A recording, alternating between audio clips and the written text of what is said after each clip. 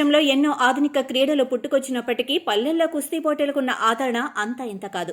తెలంగాణలో సాంప్రదాయంగా వస్తుంది కుస్తీ పోటీలంటే పల్లె ప్రజలకు ఎంతో ఇష్టం. కుస్తీ పోటీలు జరుగుతున్నాయంటే చాలు పండగ వాతావరణం నెలకొంటుంది. మహాశివరాత్రి పర్వదినాన పురస్కరించుకుని కామారెడ్డి జిల్లా బిచ్కుంద మండల కేంద్రంలోని కాశీ విశ్వనాథ ఆలయంలో మహాశివరాత్రి ఉత్సవాలను అంగరంగ వైభవంగా నిర్వహిస్తారు.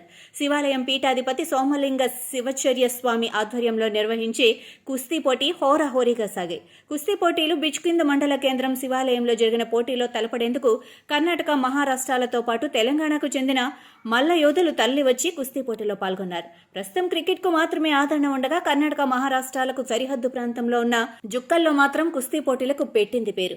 ఈ ప్రాంతంలో దత్త జయంతి నుండి ప్రారంభమయ్యే ఈ పోటీలు ఉగాది వరకు కొనసాగుతాయి.